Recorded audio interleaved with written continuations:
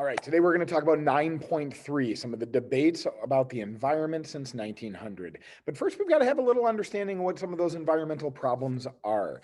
What you need to know is that human activities have contributed to environmental problems in the 20th century, like desertification, declines in air quality, and increased consumption of fresh water, leaving humans to create more competitions over resources than they ever have before.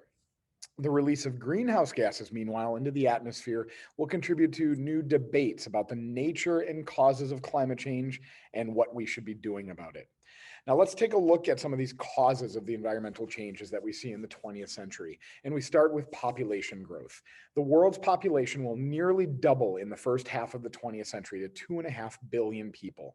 And we see it doubling again by 2000 to over 6 billion people.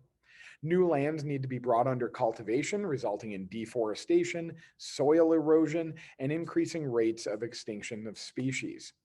Growing populations are also contributing to overfishing and limited freshwater resources. Urbanization is another effect of these growing populations, as new agricultural technologies that we saw with the Green Revolution result in more humans living in urban areas than at any other time in human history, while city dwellers consume more energy and create more waste than people living in rural areas. We also see the spread of industrialization. As the industrial world spreads beyond Western Europe to more populated parts of the world, demands on natural resources and pollution will increase dramatically. Increased standards of living, meanwhile, in places like China and India, will create growing needs for resources and create larger carbon footprints. Those growing populations and industrialization will create intense competition over limited resources. Human consumption that is growing in needs for limited resources, particularly things like fossil fuels like oil, have fueled economic and political crises. Water scarcity threatens billions of people around the world, and there are dire predictions for what's going to come in the decades to come. Water scarcity is also linked to gender inequality and education, as women and children bear the responsibility often of water collection. Remember, for many people, it's not just as easy to go to your faucet to get fresh water. Many people have to take hours out of their day to go to a water source in a community. Let's look at some of the effects of environmental change. We see atmospheric changes. Consumption of fossil fuels and the release of pollutants, including greenhouse gases like carbon dioxide, will contribute to global climate change by trapping heat within the atmosphere and leading to warmer climates. This has led to some debates over global warming.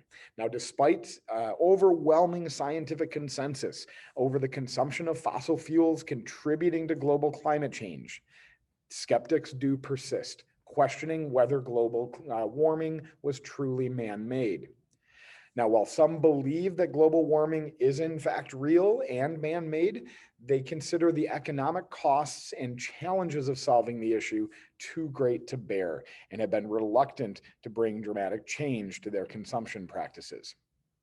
While the debates continue, most of the world's nations have come to a consensus that efforts should be made to curb carbon emissions. In 1997, in Japan, the Kyoto Protocol brought dozens of nations together to make an international agreement that called for reduced carbon emissions. The United States refused to ratify the agreement, and China and India were allowed to avoid some of the most strict restrictions, as they were a newly growing economy and new to industrialization.